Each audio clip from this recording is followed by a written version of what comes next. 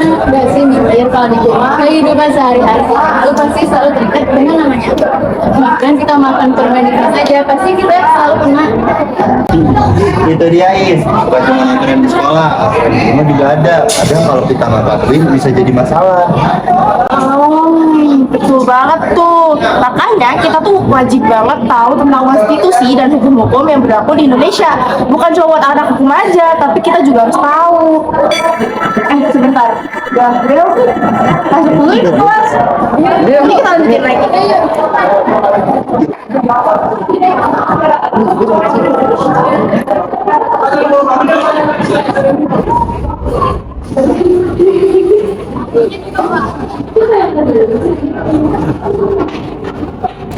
Teman-teman, tadi kita tuh dapat tugas buat diskusi gak sih? Kayak tadi. Nah, kita mau diskusi gimana? Di depan aja, ya. Ya, boleh depan.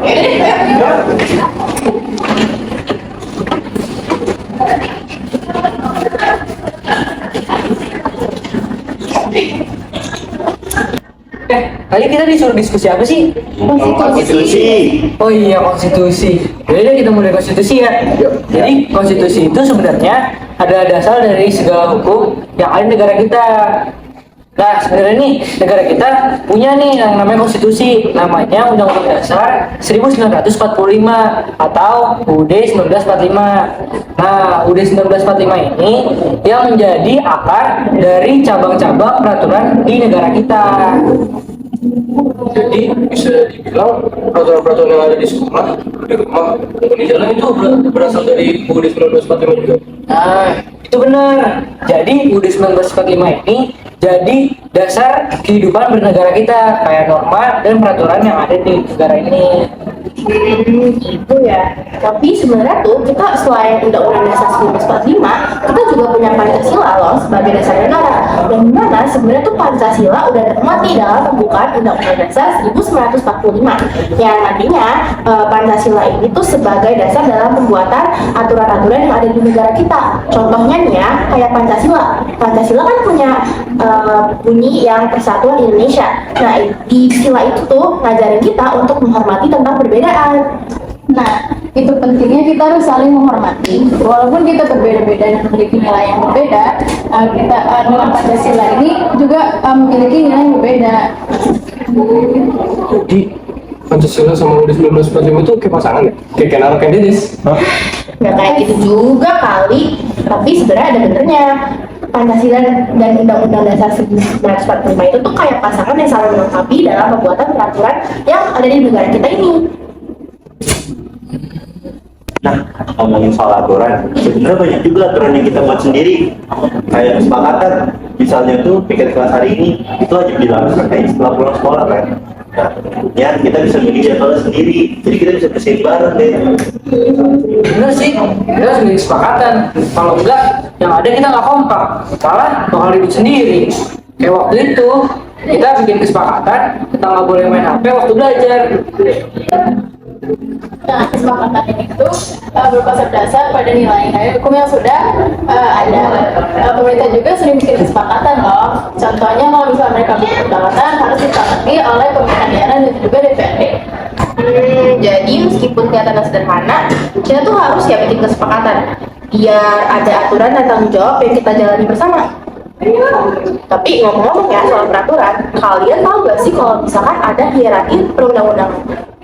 Jadi hierarki perundang-undangan itu adalah suatu peraturan yang ada terdapat urutan atau tingkatannya dalam mematuhi aturan tersebut. Betul banget. Jadi peraturan tertinggi di Indonesia itu merupakan UUD 1945. Lalu diikuti oleh undang-undang. Lalu ada peraturan pemerintah, peraturan daerah. Semua itu memiliki fungsinya masing-masing dan tidak boleh berbenturan antara satu dengan yang lain. Kalau kayak gitu, kalau ada peraturan baru yang sesuai dengan undang-undang, gak bakal diterima dong. Nah, persis. Makanya itu kenapa Mahkamah Konstitusi itu ada buat menguji suatu undang-undang sesuai atau tidak dengan UUD 1945. Oh, gitu ya. Aku pernah baca deh tentang peraturan tentang pajak yang baru kemarin dikeluarin. Tapi aku bingung deh, sebenarnya peraturan ini tuh buat siapa dan buat apa? Nah, yang namanya produk perundang-undangan, misalnya kayak peraturan tentang pajak, itu dikeluarkan untuk mengatur pemasukan negara. Nah, makanya kita perlu tahu dan ngerti tentang produk undang-undangan supaya nanti dampaknya di kehidupan sehari-hari. Betul. Contoh lain kayak peraturan keamanan jalan itu bisa buat kita aman, dan analisis itu dibuat agar kita tahu dibuat untuk apa dan apa pengaruhnya.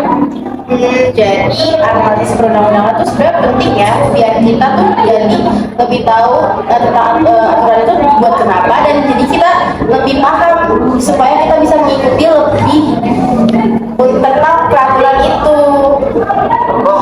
Kalau itu kita nggak bisa ikut peraturan dong. Semua saling terhubung dari UUD 1945, Pancasila, dan peraturan-peraturan lainnya. Nah, gue setuju. Dengan kita pelajari konstitusi dan peraturan ini, kita bisa menjadi warga negara yang baik. Itu daripada kita melanggar, lebih baik kita tahu dan ngerti kita paham dan belajar, kan lebih bijak.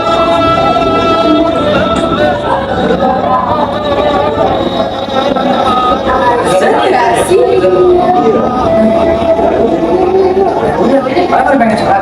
Iya. Kita sholat dulu ya. Enggak dong. Kita saat dulu ya. Ada dia. Oh, jatuh. Siapa tahu preset. Kayaknya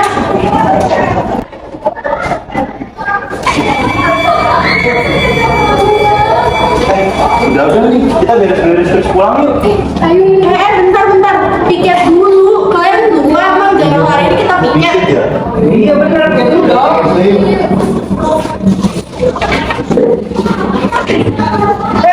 Untung aja kan? Pulang lah. Piket dulu. Lah emang gua di ini jalannya. Jangan pura-pura lah. Kan kamu sendiri yang milih bikin hari ini. Jadi sudah ya guys, soalnya emangnya kita enggak. Kan ini udah disetujui oleh bersama. Mau nggak mau harus dan dulu wajib dilaksanakan. siap. Nah, gitu dong.